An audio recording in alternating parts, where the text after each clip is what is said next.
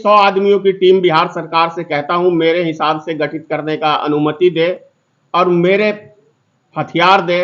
मैं दावा करता हूं कम से कम मधुबनी जिले और दरभंगा जिले के अंदर एक भी अपराधी नहीं रहेंगे। अगर यदि बिहार सरकार से अपराध नहीं संभल रहा है, तो प्रशासन से अपराध नहीं संभल रहा है, तो ये मेरा सेल्समैन है और हर बुधवार के दिन जयनगर जाता है बीट के ऊपर ऑर्डर लेने, पेमेंट लेने।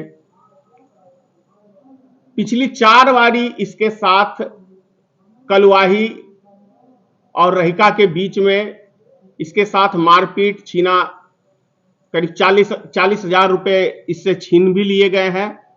और ये इतना डर चुका था कि इसके बाद हमने मतलब ये इन्होंने कहा कि सर जी मेरा हिसाब कर दो, मैं काम नहीं करना चाहता हूं, अगर जिंदगी रही तो बहुत नौकरी मिल जाएगी।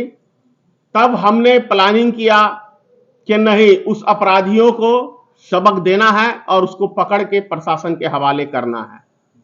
हम लोग ने एक प्लान सेट किया।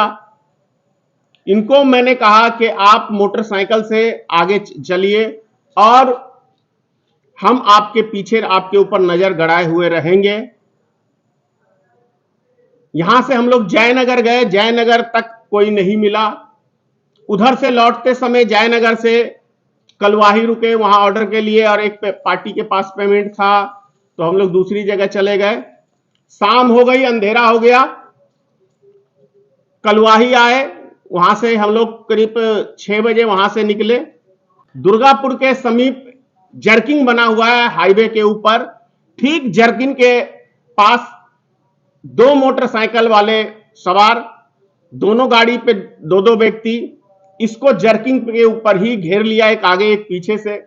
और हम लोग दूर से देख रहे थे और इससे पूछने लगा कि बैग में क्या है, दारू है, दारू है। तब तक हम लोग ने उसको, ये घबरा गया और चिल्लाने लगा, तो वो लोग सावधानी होकर भागने लगे। तो स्कॉर्पियो से हम पीछे थे, दोनों मोटरसाइकिल वाले को साइड मारे और वो मोटरसाइकिल दोनों के दोनों गिर गए। लेकिन जब तक हम लोग उतरते उतरते एक मोटरसाइकिल वाला गाड़ी को घुमा के भागने में सफल हो गया, दूसरा भी भागा, लेकिन वो कीचड़ में जाके आगे स्लिप करके वहीं पे गिर गया। उसको एक को पकड़े, दूसरा भागने में उसके साथ जो था कामयाब हो गया। ये दुकान में अपने बचाव के लिए, वहीं पे एक दुकान है, उसी के रिश्तेदार का उस दुकान में, वो ऐसा पता चला हमें कि थाने के माध्यम से कि वो उसी के दुकान, पप्पू नाम का दुकानदार है, उसके पास वो चाबी भी छोड़ा अपने मोटरसाइकिल का, जो कि वह तब जानकारी नहीं मिली। और उसको हमने रहिका थाना के हवाले किया, जो अभी सलाखों के पीछे है। अब सवाल ये उठता है कि आखिर ये घटनाएं हो क्यों रही है और बिहार के अंदर कोई उद्योगपति या कोई व्यापारी क्यों नहीं आना चाहता है यहां व्यापार करने के लिए, जिसका जरिया है यहां का लोकल, कहे मनमौजी लड़के, आवारा लड़के, गुंडे लड़के, लफंगे लड़के, जिनको काम धंधा नहीं करना आता, उनके छीना छोरी और उनके मां बाप क्या सिखाते हैं पता नहीं, मैं नहीं जानता।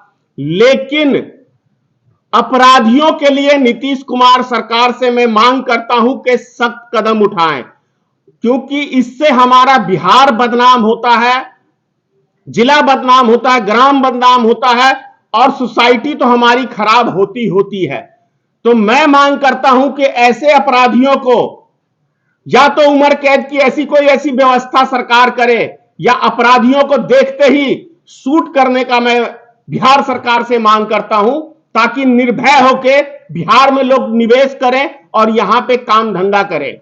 दूसरी बात, जिस व्यक्ति के साथ घटना यह हुई है, ये रहे क्या कहते हैं संतोष चौधरी, और बगल में जो बैठे हुए हैं जिसकी बहुत बड़ी भूमिका है राजेश कुमार महतो, इनका काफी अच्छा योगदान है पकड़ने में उस अपराधी को।